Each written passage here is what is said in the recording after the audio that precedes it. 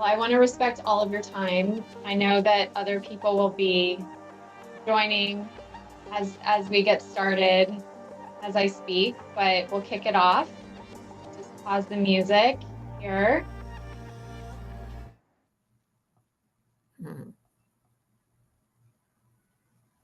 Okay. Welcome, Leona. Nice to see you on here. And if you all are in a position to have your cameras on, that's great. If not, I understand. I'll talk more about this, but I would love to interact with all of you today. I want you to take something away from this that isn't just watching a screen. We're all doing too much of that already.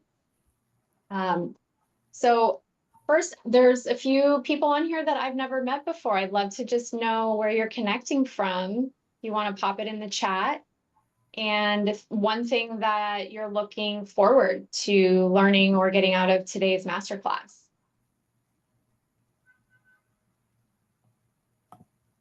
I'm in Miami for, I know some of you are as well, but I'm not sure if everyone is.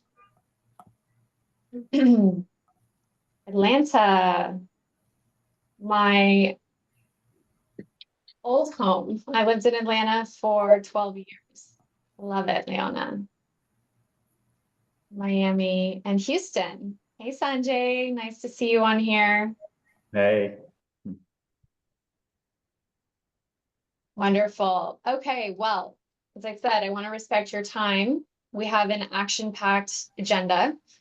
But before we get into the content, if you have been to one of my master classes before or worked with me, you all know that I'm all about optimizing and accessing is probably the better word, energy, our innate energy that we all have. So I want to do a really quick exercise to raise our vibration. It's the end of a long week. And this one is from this holistic fitness guru named Mike Chang that I love. And he has this program called Flow 60 that I highly recommend. But he also has these great short videos for energy. And I'll put a link actually in the chat to share with all of you so you can see it later. But basically, I'm going to have you all just stand up and you can turn your cameras on or off. Nobody's looking at you.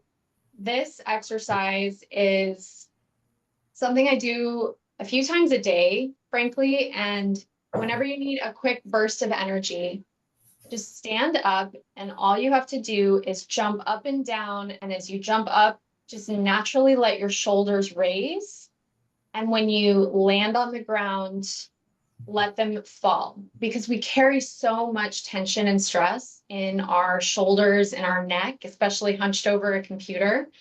So as we jump up, it's an inhale through the nose. And when you land or your feet hit the ground, it's an exhale through the nose. So it's kind of a quick breath injection as well. And if you don't want to jump for impact, you can just bounce, but it looks like this.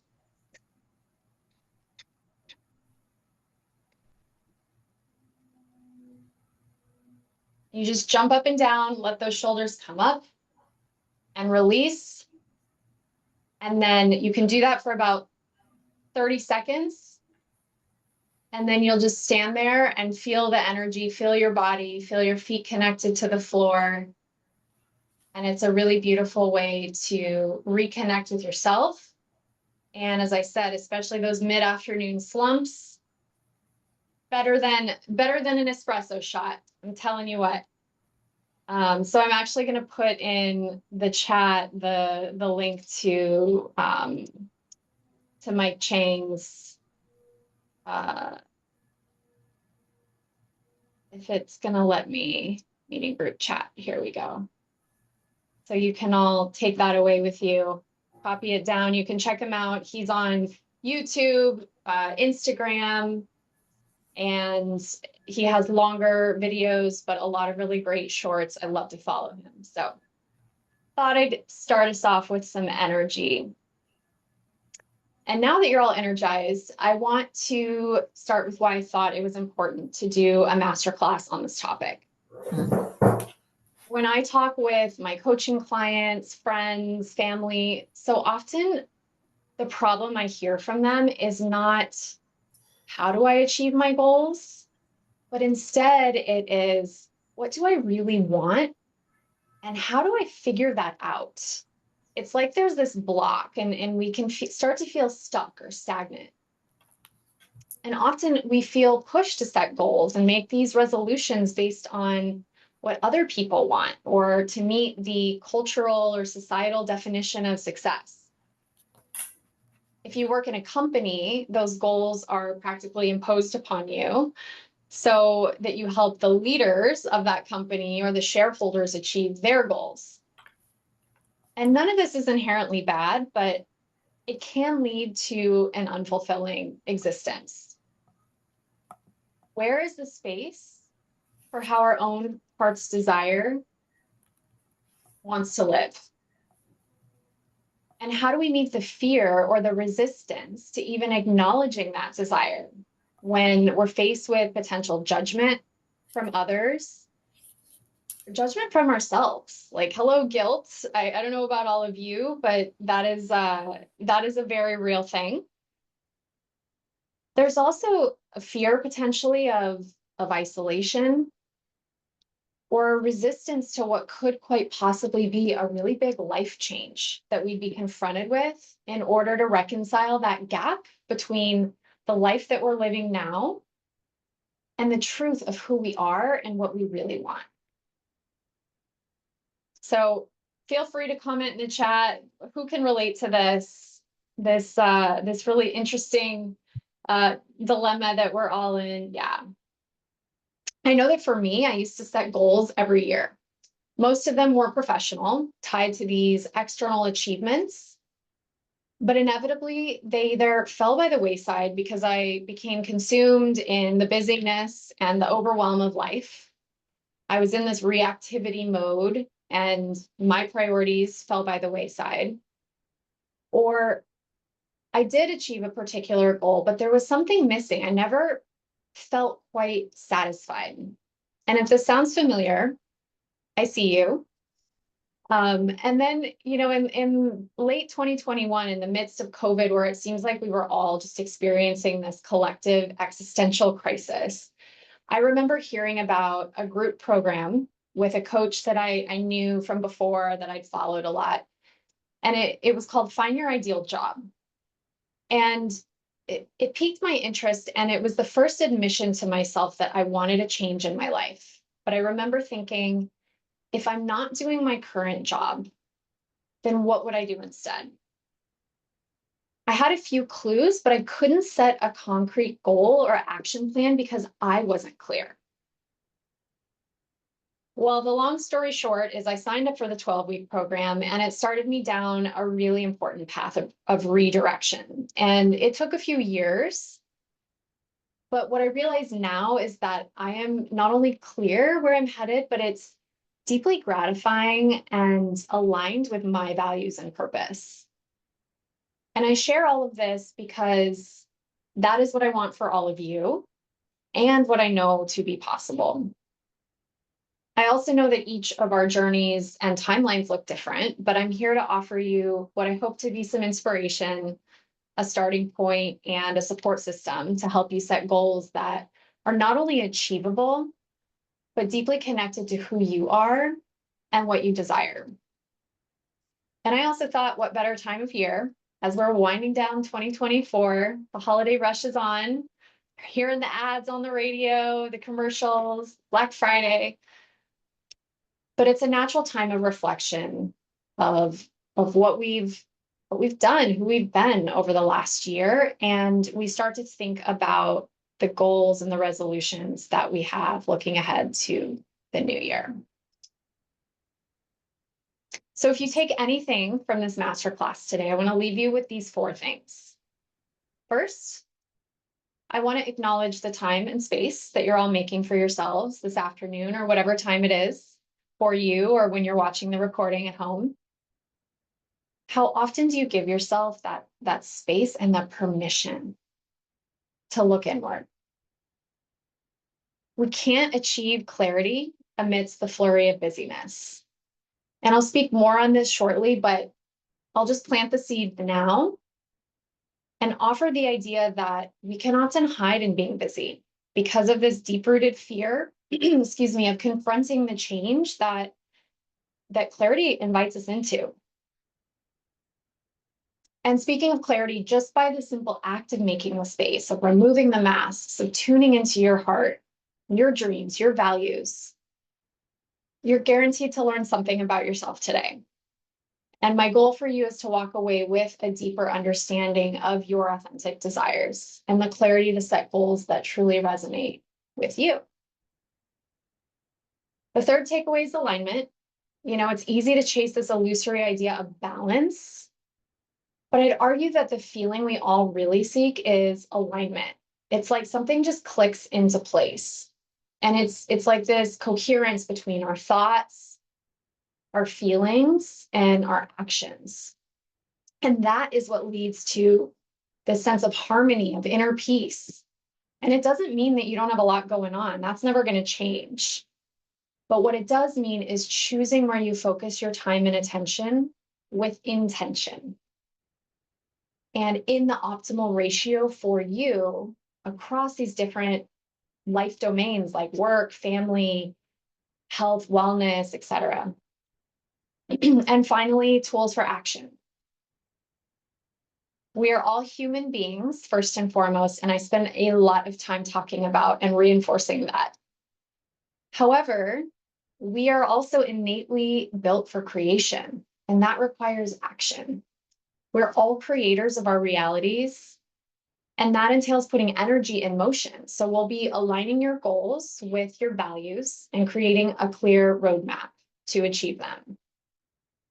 And as I mentioned in my email, you'll all also be receiving a bonus from me after today's session, which is my Clarity Quest guide that I curated, inspired by many different teachers that I've learned from. And it has prompts to continue your journey after today's masterclass. That said, this is intended to be a workshop. We're going to start doing some of these exercises together, and I'll give you some space to at least get that ball rolling and hopefully learn from each other. And that's a great segue to our agenda. So as I said, I want today to be engaging and interactive. So my invitation is for y'all to lean into that, without telling anything you don't know. You get out what you put in to all life experiences. So I'd love to hear from you. I'll prompt you. We'll kind of talk through some of these questions out loud together later. And I'll start by just thanking you. Again, I really respect your time. I know how valuable it is and really appreciate you spending it with me. We have 90 minutes blocked. We may not use all 90 minutes, and I understand if you have to jump early, but I wanted to allow for a little bit more spaciousness since we're going to be doing some exercises today. It isn't just the masterclass of me speaking at you. So I'll start with a quick intro of who I am and my why for being here doing this work. And then we'll talk about some of the obstacles to uncovering your true desires and dreams, which not coincidentally is connected to your why. That will take us into the more tactical portion I was referencing, where we'll address these 3 pillars for setting meaningful and sustainable goals for 2025 and beyond. And then at the end, I'll spend a few minutes sharing more about my offer to support you more intimately, and I'll take any questions that you might have. But again, don't wait until the end for questions. This is really intimate. I love that. Feel free to come off mute and ask any questions out loud or in the chat at any point. So with that, grab your pen and paper if you don't already have it in front of you, and we'll dive in. So I know I started with this story that shed a little bit of color on who I am, but there are some new faces, names on here that I have never met. So I will quickly introduce myself for those who don't know me. My name is Natalie, and I'm a leadership coach and Self-defined empowermentor. What does that mean? It is a blend of coach, mentor, and guide on your journey to total empowerment as leaders of your own lives. And I am passionate, obsessed with this intersection of self-discovery and performance optimization, people optimization, connected to actual meaning and fulfillment. But this wasn't always my job. I spent almost 14 years working in major corporations across different sectors in HR and talent development. And even though my resume, my career path looked pretty impressive on the outside, and I was on this trajectory to continue growing successfully, the truth is that I was living in survival mode. I was in this fight or flight state, always trying to juggle the balls and make everyone else happy except for myself. And I didn't have the language for it at the time, but my nervous system was in a perpetual state of dysregulation. And I didn't even recognize it. I felt like I had to be always on call, responding immediately to anybody else's needs, especially at work, in order to succeed. And I think, there's part of that that's cultural, societal. We have this celebration of hustle culture, or at least it used to be that way as I was coming up, starting my career. I think younger generations are waking up to this is not healthy. But that was really celebrated when I was starting my career. How hard can you work? How many hours? And that combined with this feeling of imposter syndrome, especially as a young professional, I didn't set any boundaries. And then my health and relationships started to suffer. And the breaking point for me was moving through a challenging few years that included a layoff, a divorce. That thing, COVID, happened in the middle of all of it, and losing my mom to a really difficult battle with cancer. And it woke me up. I mean, it took a little bit of time, but I realized after all of this, like, I felt the impermanence of life. I mean, we hear this and we have this vague notion of, okay, we're not going to be here forever. But these experiences shook me to my core. And for the first time, I really felt it. And I started to question, why am I doing this? Why am I continuing in this state? And that's why I became a coach. Now my calling is to support leaders and teams rewrite that script to become conscious creators of their experience, not victims of the demanding circumstances in their lives. So that's a little bit about me, enough about me, and we'll dive right in. When we think about big questions like, what do I really want? What goals or dreams, if achieved, would make a meaningful difference in my life and how I feel, might strike a nerve. And I'd offer that's the vagus nerve, to be exact, a little pun here, but to talk a little bit about the vagus nerve, if you're not familiar, it is the principal component of the parasympathetic nervous system. And that is what determines our state of either calm and connectedness versus this aroused, anxious, ready to fight mode, or for some of us, this withdrawn, disconnected, shut down version of ourselves. And I don't know if you've all experienced one of these more than others. I think we tend to lean one way or the other, but either way, it's a dysregulation. And this parasympathetic nervous system, this vagus nerve, is composed of 80% what are called afferent fibers and 20% efferent fibers. And without getting too scientific, what you really need to know here is that these afferent neurons carry data from the body to the brain, and the efferent neurons carry data from the brain to the body. So what does that mean? 80% of those neurons are running from the body up to the brain. The key takeaway here is just how significant a role your body and your nervous system play in achieving the clarity that you seek. And while it can feel like life and the system that we operate in is against us in so many ways, I was mentioning this in my own experience. I'm sure you all feel this. Always on culture, the attention economy, everybody's trying to grab our attention, every device, and the sad divisions that seem to be growing more significant in our society.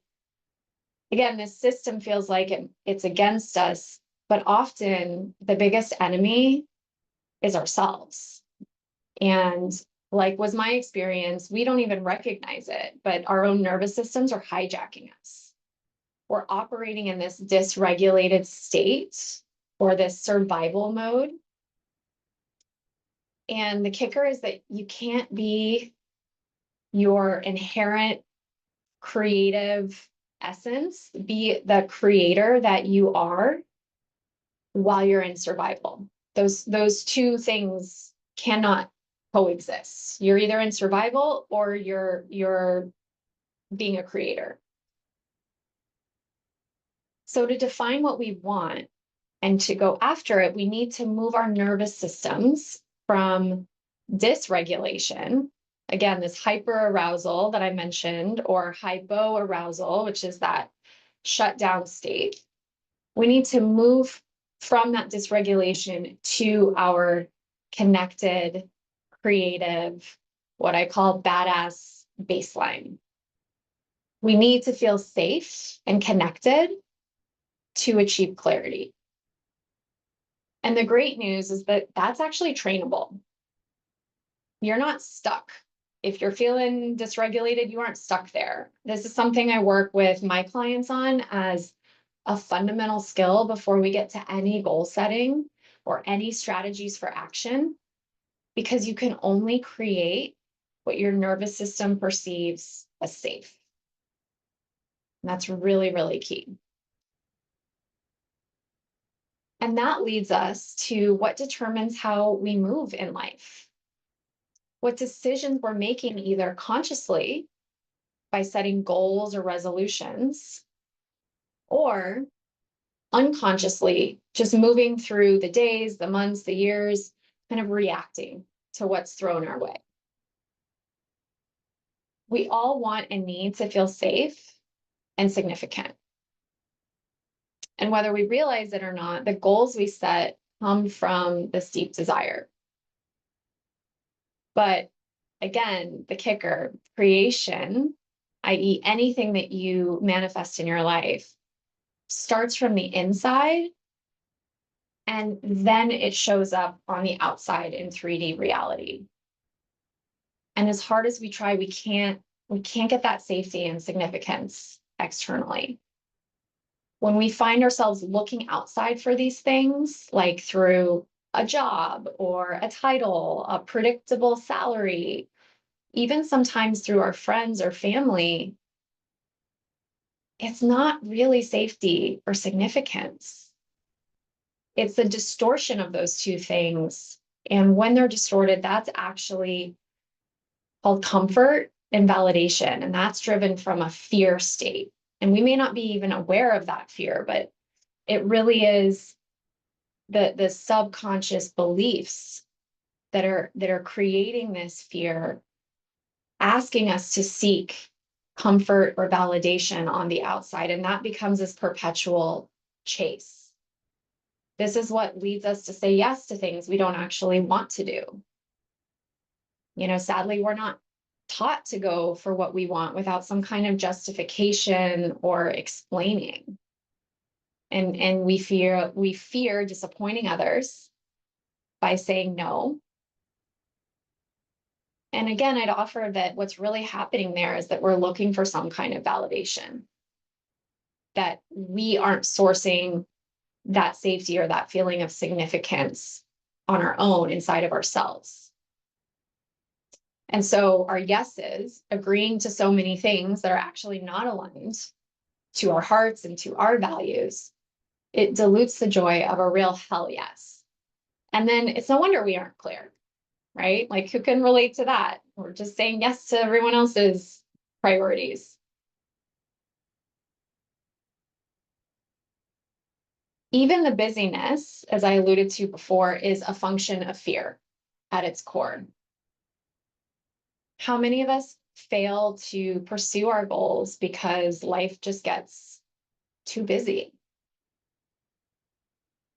Well, thanks, Millie. I see your hand raised. That busyness can also be a habit of avoidance. And it's unconscious. It's this unconscious resistance to facing the unknown, the perceived dangers of change, of stretching, and meeting the edges of ourselves. And I really want to normalize this because this is a natural human response. What is personal is universal. So how does this connect to defining what you want? You're all here for clarity. Well, we're not only forced into a system that perpetuates that dysregulated state, like we've been talking about, the people pleasing, addiction to being busy, but we're never taught how to source safety and significance, from within. How to hold ourselves through the discomfort of change and disappointing other people. Again, this is the kind of work I do with clients before we get into any strategy, because if we don't, we all just find ourselves either quitting goals halfway, changing jobs, or moving around in a flurry like this image, this video, and just repeating these same patterns. And then we wonder why we still feel unsatisfied 6 months, a year, 3 years down the line.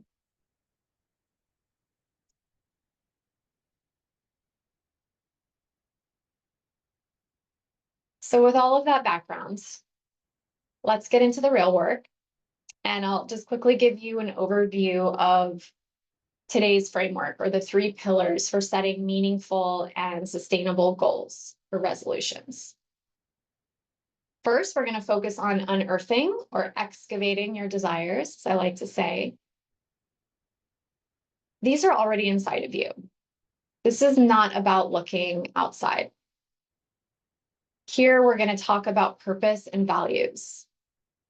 And these can be personal values, but if you're inside of an organization thinking about this from a professional lens, this is also where you get to think about how those personal values align with those of the company that you work for. Then we'll talk about creating an actionable plan, moving from clarity to strategy. And finally, we'll address how to overcome internal and external obstacles.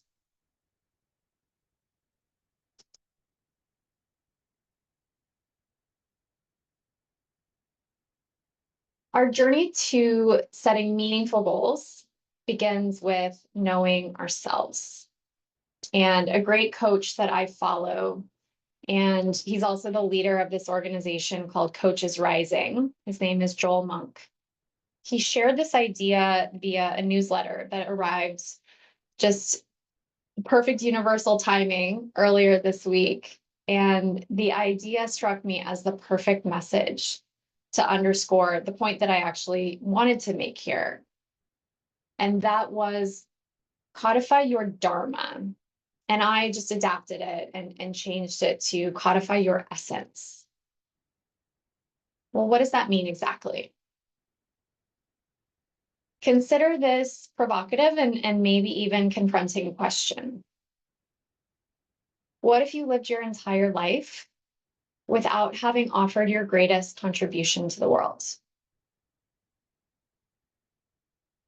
This is meant as an invitation to sink into your unique power and value as an individual. I believe that we are all here for a big purpose, that you matter. You have gifts that only you can give, and that is your essence.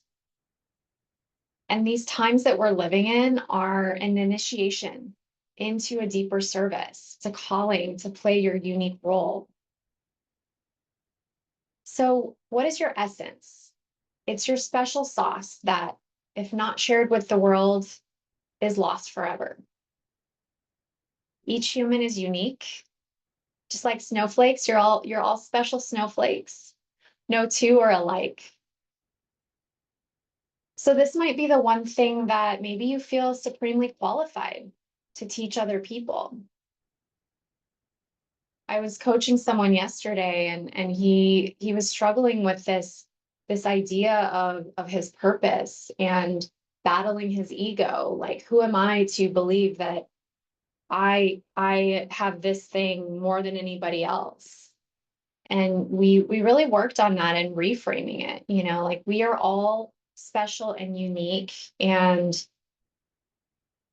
I shared with him this quote from a spiritual teacher named Ram Dass, who says, we're all just here walking each other home.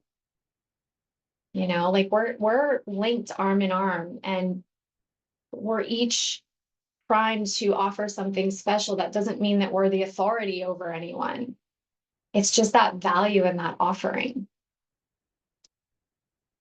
So I have some questions, some prompting questions to start us off here. What calls you? What brings you most alive?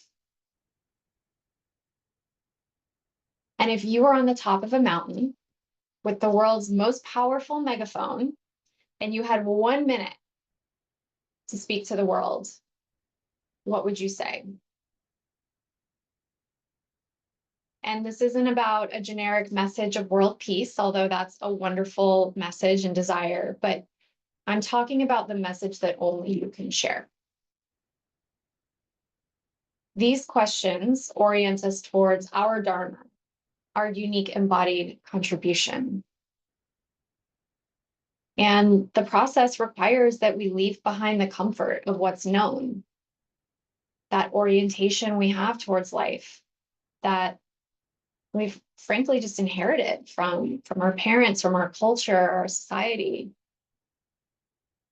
So I'll give you just a couple of minutes. Again, this is starting to get the juices flowing,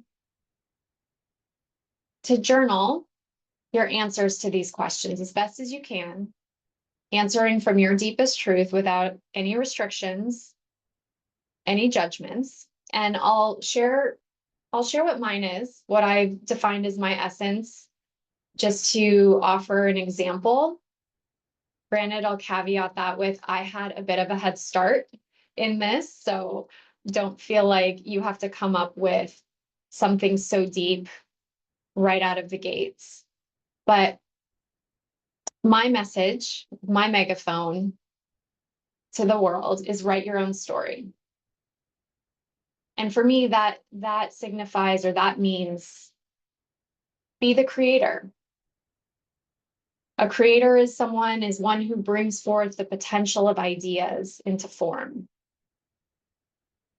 And I believe that we're all creators. We just sometimes need that reminder of our power. And this also connects to me because writing is my most authentic creative medium. So write your own story. That's my message. Simple. So let's see, what time is it? I'll give us 2 minutes. I'm just gonna put on some music, let your heart speak, and write down some ideas, write down some thoughts. And if judgments arise, notice them. And if no answers come, just keep asking. So I'll put on some music. Hopefully y'all can hear. Give you 2 minutes.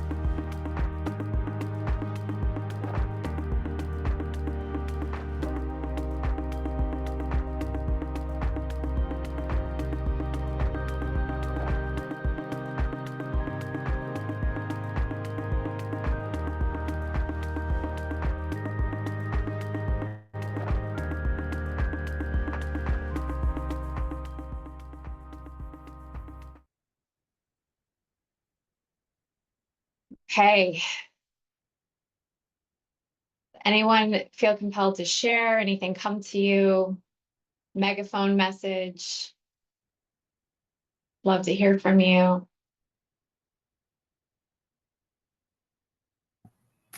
I have one. Can you hear me okay? I can. Is this Uh, Leona? yes, yes, it's Leona.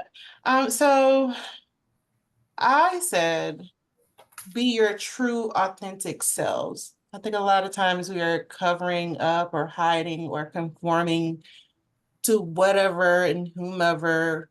And so my megaphone would be your true, authentic self. Beautiful. Beautiful. And that requires living into that ourselves, right? Easier said than done.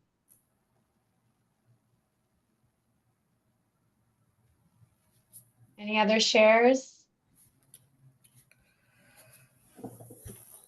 This is Melissa. Melissa. Hi. Sorry, my camera's on and off because this is lunchtime. I'm trying not to have you guys watch me eat. Sorry. So I don't have the ultimate like megaphone. The reason I'm here is because I struggle with living in purpose, right? A purposeful life, and knowing that that's going to lead me to the ultimate level of success and happiness that I seek. But what calls to me is growth, intellectual and spiritual, right? I love learning. Um, I love knowledge, and I find that knowledge in that way is power.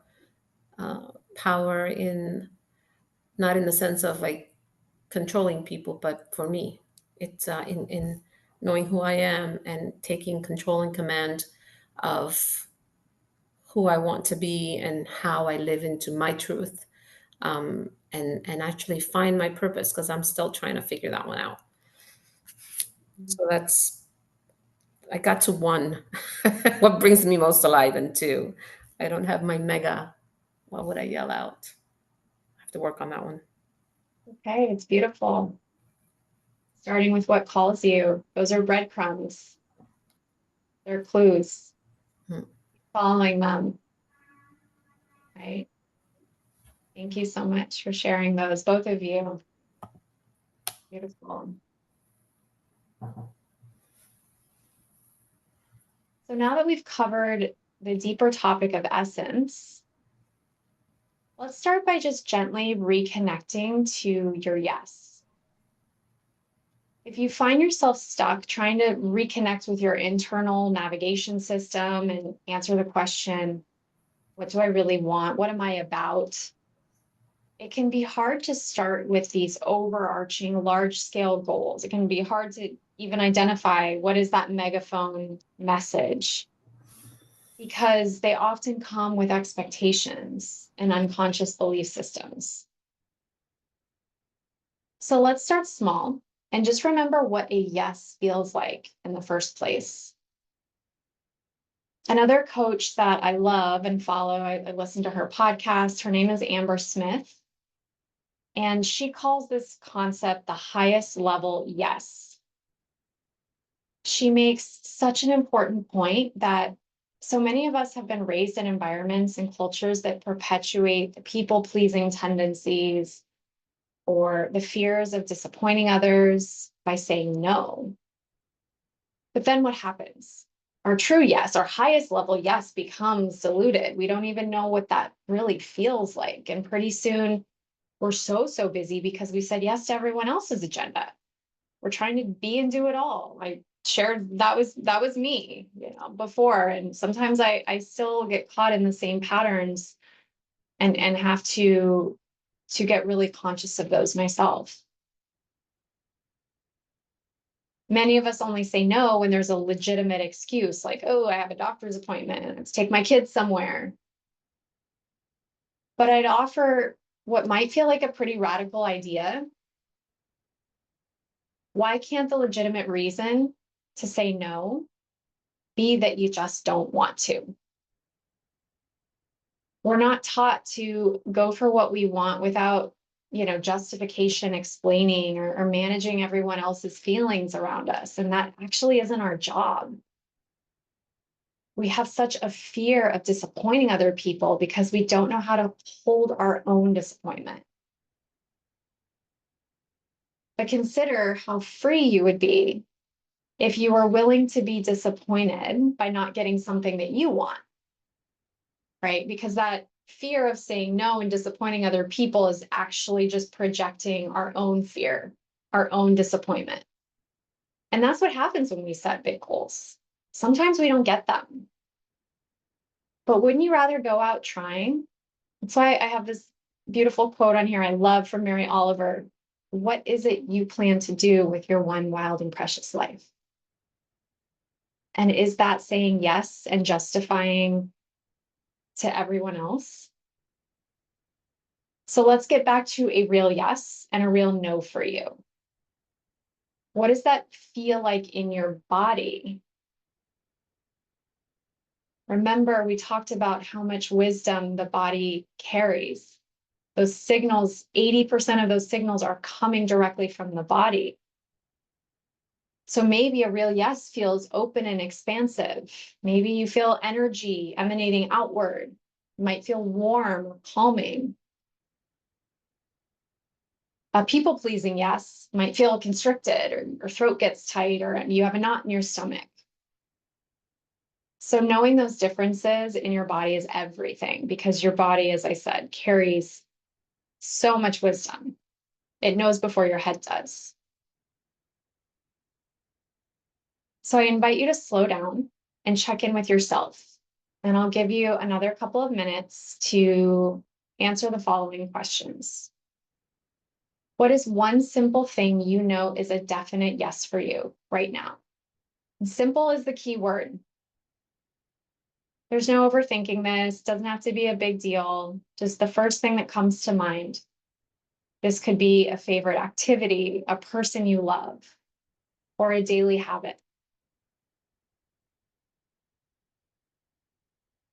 And the same goes for no. What's one simple thing you know is a definite no for you right now?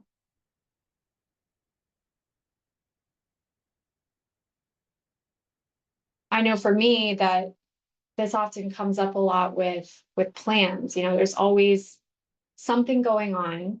And I really have set an intention this last year of getting more discerning in my body around accepting plans, or maybe I feel like it when I get the invitation, and then the day comes and I don't feel like it. And I start to catch myself justifying it. Oh, I didn't sleep well last night, or oh, something came up. We actually don't have to justify it. We can just decide it doesn't work for me. And the people that love you and the people that you probably really want to be with don't need that justification either. When we reconnect with our highest yes and start getting impeccable with our word, not people pleasing or telling these little white lies, as we all tend to do. Oh, I don't feel good. I feel sick. We just don't want to go. It creates a really important shift and an empowering shift. And what it does require is a discernment and a clarity around values. So that's the next exercise that we're going to dive into here on the topic of values. Let's start distilling out some of those. And this whole game of life, it's all about awareness and choice. We just talked a lot about this, but to put it in another way, wherever your attention goes, something will be created. But what determines where you place your attention? Most of the time, it's going where other people want it to be. It's responding to these external demands. But where values come into play is that they can serve as a valuable no pun intended, lens for where you focus and what you say yes or no to. We have to be able to direct our energy purposefully. And your core values dictate what you stand for. They're a reference point for how you carry yourself and the choices that you're making. So can you see why this is so important in goal setting? But many of us have never really thought about our core values, or maybe we have, but they might be tied to things that bring us that comfort and validation versus the real safety and significance we have inside. Or maybe we thought about our core values years ago and we haven't reevaluated them recently. So we're going to do an exercise that will point to your core values. And I'm also going to share in the chat with you this really great list of values from Brene Brown. And you can pull it up on your screen if it's helpful to just get a sense of different ideas, different values. And this exercise is called the 5 Whys. And I learned about it from the self-help guru, Mel Robbins. And it goes like this. I want you to name one thing, big or small, that you want to achieve or experience in your life right now. Again, we're just going on instinct. Don't overthink it. Go with what first comes to mind and write it down. And we're going to start exploring the root of your desire, which actually points to your values. So you'll take the desire that you just identified, something that you want, and ask yourself, why do I want this? And answer this question 5 times, each time digging into the core motivation behind the desire. For example, maybe my desire is I want to get into better shape. Then ask, why do you want this? Well, maybe it's because I want to be healthier. Why do I want that? Because I hate feeling too tired to do the things that I want. Why is that? Because I want to enjoy life and do fun things with my family. Why do I want this? Well, because being with my family matters to me. And then the 5th why. Why do you want this? Because I'm worried if I don't get my health in check, I won't be around for them. So can you see how answering the 5 whys starts getting at the real why? And maybe you have this value of health. Maybe that is important to you. But in doing the 5 whys exercise, it uncovers another value, one of family. And this is a very simple example, but I want to give you just a minute to explore this on your own. And if anybody wants to share, I'd love to hear yours. It's a good test of what's really behind the goal. And feel free to reference the values that I shared in the chat also, just to get an idea of different values that one could have.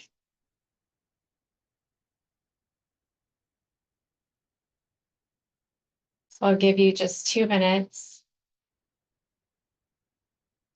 to play with this exercise.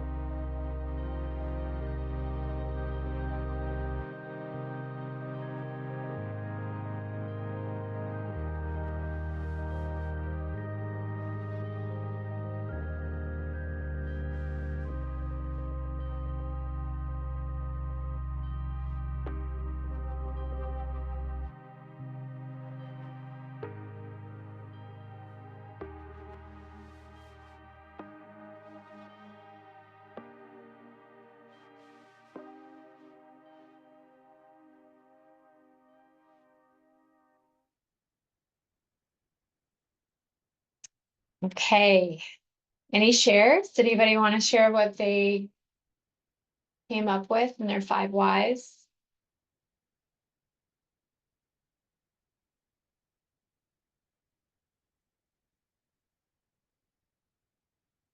If they're not I fully can baked share. yet, that's okay.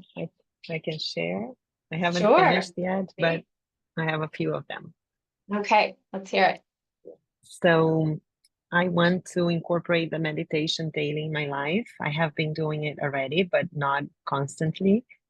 And why? Because I want to calm my mind and to focus on the present moment more often. And why? Again, to be able to respond to challenges with clarity instead of reacting emotionally. Mhm. And why? Because I think it's going to be, it's going to train my mind to react to every situation in life in a more powerful way. I think healthy wise and for people around me will be very helpful. Yeah. So what values can you pull out of all of those whys? Anything come through?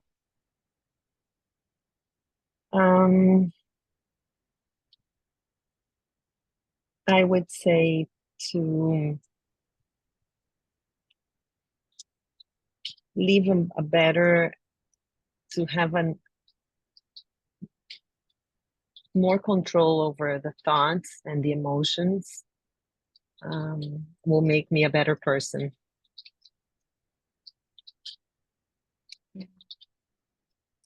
Maybe that presence To be gives you a present, better quality of life exactly, so to that you enjoy can, so life, that you can feel, right?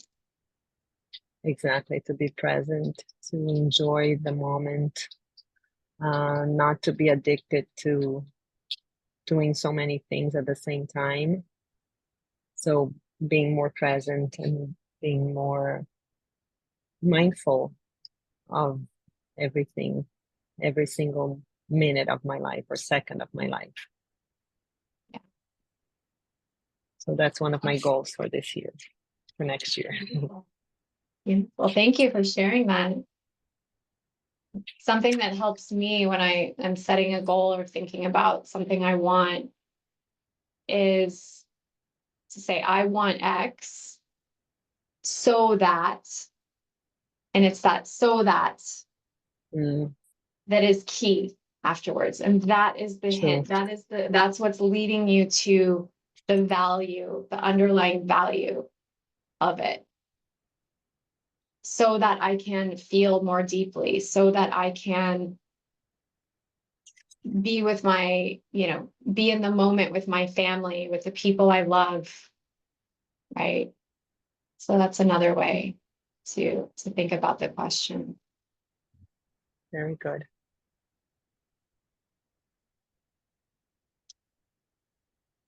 Beautiful. Now, this journey to really knowing ourselves requires one more element, and that is identifying and naming what helps you thrive. Instead of fight, flight, flee, survival mode, easier to say, what allows you to be your best, most expansive self? How can you best resource yourself so that you can stay regulated, feeling safe, independent of your circumstances? That might look like more sleep, sunlight in the morning, meditating, more laughter, community, more celebration, more passion, pleasure, being kinder to yourself.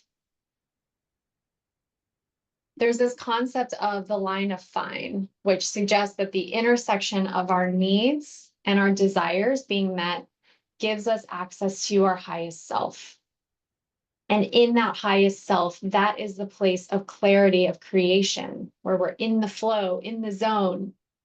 Thanks, Jamie. I'll tell you what I realize I need. I used to jump out of bed at 5:30 in the morning to a jarring alarm, rush to the gym, do the most physically punishing workout possible so that I could rush home, get ready for work, shove food in my face, fight traffic, get to the office. And I'd wonder why I felt so terrible all the time. Now, I've designed a life in which my mornings are gentler over the past year. And that doesn't mean that I don't set an alarm to seize the day, but it is with a different energy. I actually started to listen to what my body needs on any given day to honor it. And magically, it responds by feeling better. I have more sustained energy, a stronger immune system, and a brighter spirit. Imagine that. And that is what allows me to be in the zone. Thanks, Leona. You'll get the recording. So I know people are jumping with time. If you can stay on, great. We have a couple of more prompting questions and exercises. We're getting into the action plan now, moving into action. So now that you've uncovered something that you truly want, connected with your core values, and maybe you don't have that yet, that's okay. This is meant for you to start thinking about it. But when you do, it's time to transform those insights into a tangible plan. And this part is intended to guide you in setting clear goals and creating that roadmap to bring your desires to life. So maybe just take your reflections from the past exercise, the last one we did, the 5 whys, and identify one specific goal you want to achieve next year. This goal should be meaningful and aligned with your core values. So with the meditation example, that was something that you want. The goal could be a little bit more specific. Maybe it's, my goal is to meditate 5 days a week for 15 minutes. Just make it a little bit more tangible, a little bit more specific.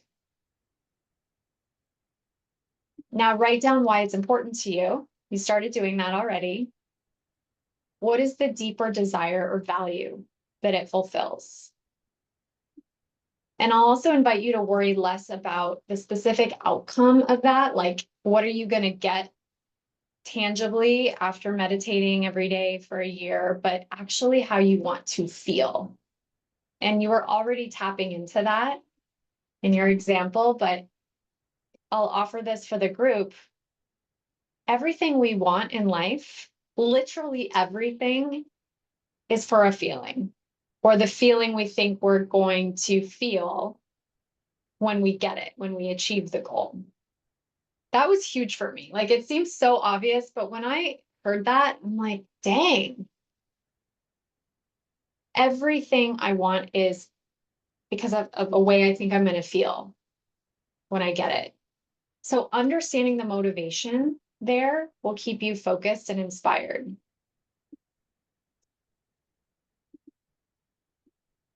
I forgot I was not putting the questions up on the screen. Apologies. And now list the resources that you need. Like what resources, maybe it's information, support, time, money. What do you think you need to achieve this goal?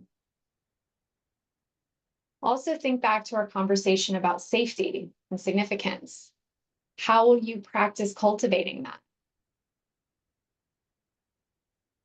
And what about those conditions for thriving that we just talked about? Also consider who can support you as you work towards this goal. Who do you want to share it with to hold you accountable? This could be friends, family, friends, family, mentors, a coach, online communities. How can these individuals or groups help you stay on track and provide encouragement, especially when inevitably that nervous system will try to hijack your progress?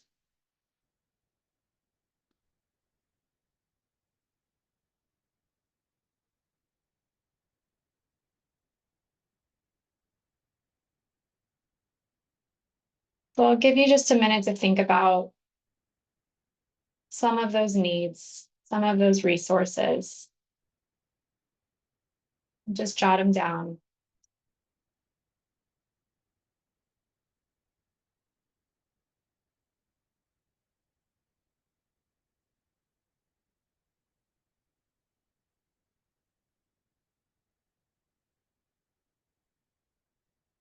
Maybe note the feeling that you're seeking. When was the last time you felt that feeling? If you're looking for a feeling of deep connection that presence offers, where do you recognize that feeling? When have you noticed that?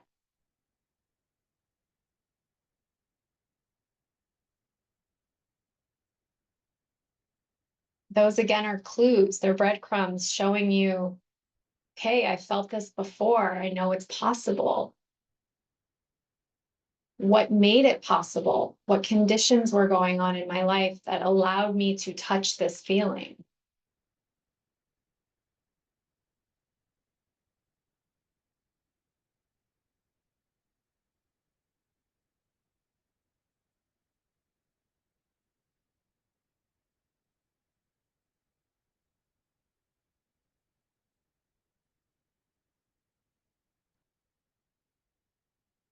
And this last section, this last pillar of overcoming obstacles, we've already actually started down the path. It's a perfect lead-in to this final exercise, which is creating a resiliency plan. So the first step is identifying your inner roadblocks. What do you know about yourself? Reflect on any fears or limiting beliefs that might hold you back from pursuing your goal. What stories are you telling yourself that create these limitations? And what are your habits of avoidance? Are you like me, as I shared earlier, always getting caught up in the busy? So write down any patterns of self-doubt or resistance. Just be honest with yourself here. This is for you. You don't have to share this. The more honest we are with ourselves, the more we can transform, we can transmute those limitations and reveal that essence, that superpower that we talked about earlier.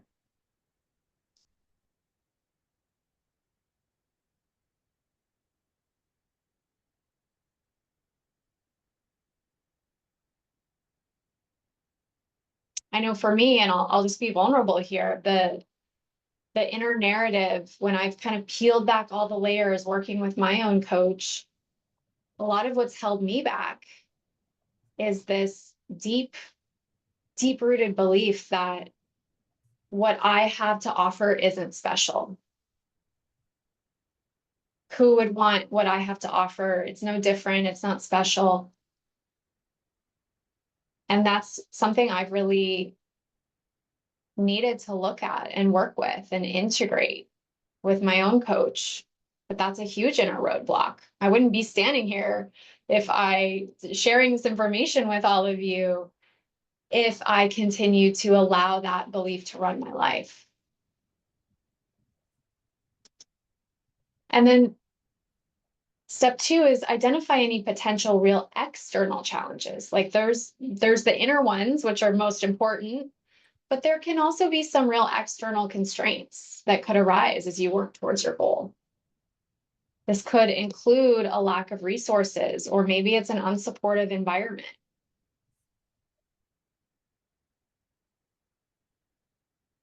And this is also the part where, yes, there's external challenges, and we still have to take 100% responsibility for our results.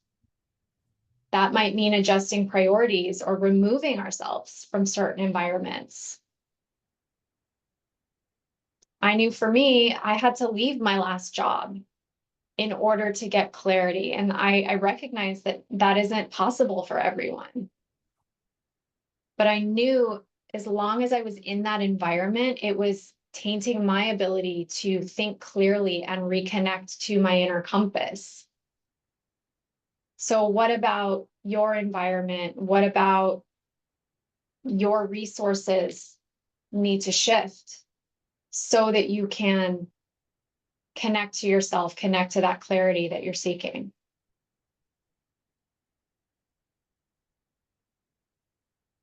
And it doesn't have to be drastic either. It doesn't have to be like my story. And then step 3 is create a resiliency plan. So what is your plan for how you will handle these setbacks and challenges?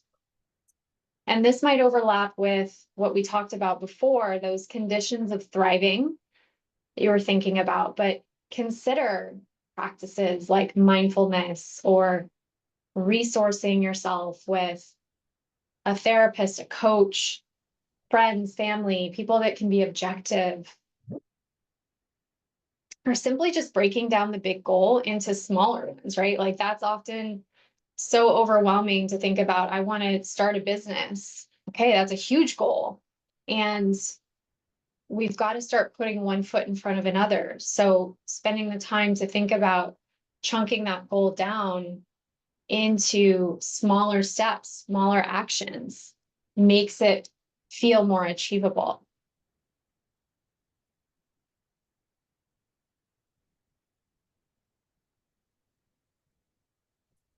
So I'll offer space here if it's helpful for others to listen. Does anyone want to share what's coming up for them?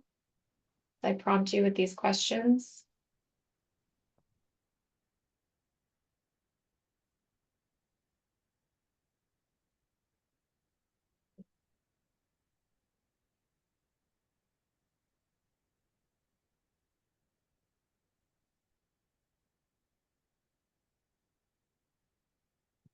Going once, going twice. Okay, I'll go. Hey, Carla. Hi.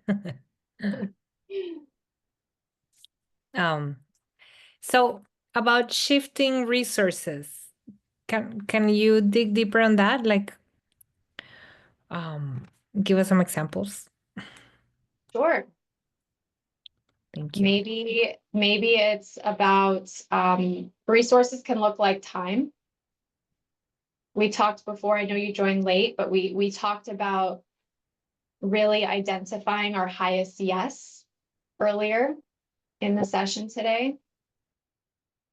And so that means that we've got to free up some time and maybe shift resources. Could mean asking somebody else to take on something that you're currently managing so that it opens time and space for you. It might mean shifting monetary resources. You want to start a business, okay, that might require some kind of initial investment of your own money. So what do I have to stop spending money on or rebudget so that I can carve out a certain amount of savings that I know I need? So those are just simple examples. But it's all energy, like resources, time, money, it's all energetic. These are all just forms of energy, and energy is not created or destroyed. It's just moving it around. It's just cycling. And the message I want to leave you all with is be in command of your energy. You are not at the effect of it.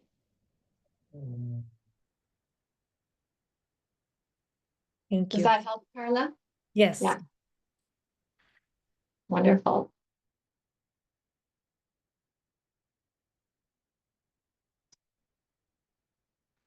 So this wasn't one of the official pillars that I laid out initially, but I do want to reinforce this because it's so important to celebrate wins. In our fast-paced, achievement-driven culture, it's so common to fixate on major milestones, grand successes, and then just move on. You know, okay, great, achieved it, done, next. The significance, though, of celebrating success should not be underestimated. Even everyday accomplishments. There's so much scientific research, neuroscience, that suggests that acknowledging and celebrating victories, even if they're small, can have profound effects on our well-being, on our motivation, and our ongoing success, even the longer-term goal attainment.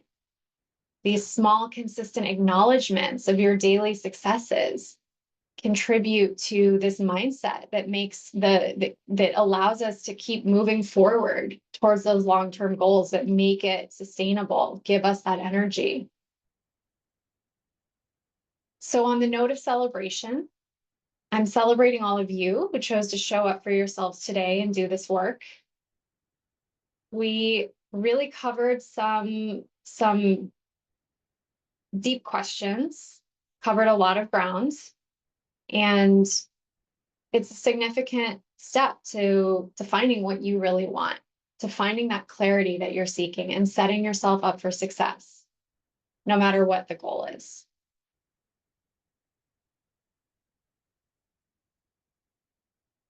So now that you have a framework for setting and achieving meaningful goals, I want to spend just a couple of minutes sharing more about how coaching can help support you more intimately in making your big dreams a reality.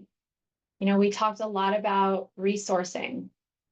And for me, coaching has been absolutely transformative. I would not have come to the conclusions and continued down this process of starting my own business, leaving corporate, had I not been supported through coaching. So I know the power, and I speak to this from my own deep transformation and belief in how magical it can be. So my one-on-one coaching process blends these various practical and mindful principles and tools, like you've just seen over the course of the last hour and 15 minutes together. But we customize the work to you. Like, that is the beauty of a one-on-one container, is that it's all about you. And it's to empower your up-leveling. We find those inner roadblocks that we just addressed, and we clear those to build your capacity to unleash that full creative potential that you all have, that special essence that we spoke about earlier, so that you can have maximum impact on your own life and the life of the people that you care most about. So the work we do together is tailored, as I said, specifically to your goals, so that you can achieve new outcomes rooted in deep transformation, not the quick hits we get from the comfort and validation. We spoke about that earlier, where we just keep chasing, but deep transformation. And what does that look like? It looks like alignment, where your thoughts, intentions, and actions are congruent with your intuition and with your authentic desires. Looks like harmony, which is created by having those clear boundaries, that intentional focus, the directed energy that creates space and presence. And ultimately, the feeling of fulfillment, connection to that intentional path that serves that greater mission that we all have. Remember, again, this is huge for me. Creating anything is about the feeling that we want to have, that pure enjoyment of the experience. So that is what coaching offers. So I'll leave you with an invitation of possibility. What dreams or goals do you have that are unfulfilled? And what's stopping you? As I mentioned, I'm a walking testimonial. I would not be a coach if I did not believe in how powerful it can be to transform lives. To have someone to hold space for you week over week in this sacred container, it creates magic. There's nothing like it. So if this sounds exciting for you, or anybody that you know that might be interested in my message, in the way that I work, now that you've gotten a taste of this today, I have 2 spots open. for my 6-month coaching process. And this framework that I offer is really a structured container for defining your big agenda, your big dream, getting that clarity that you seek and ensuring progress towards achieving it, towards where you see yourself in 6 months as you're in the same position in 2025, reflecting back on your year. So I'll follow up this masterclass with more details on how you can reach me, and rest assured, if you're interested, you know anybody who's interested, you can book a discovery session with me for free, spend time together, and just talk a little bit more about your goals and assess if there's a good fit for both of us, right? This is a two-way decision. So I hope you'll join me and or send this along to someone who would benefit. So with that, we have a couple of minutes left. Are there any questions that I can answer? And anything goes, these can be questions about all of the content that I just hit you with, or about coaching itself. Happy to chat, stay around and chat for a few minutes.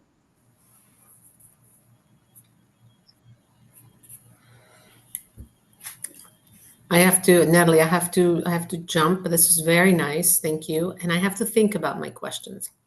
I'm one of those, I go away and I think about what I just heard and then determine what I want to know further. So we'll connect on this. Thank you. Thank you so much for joining, Melissa. Good to see you. Thank you, Carolina.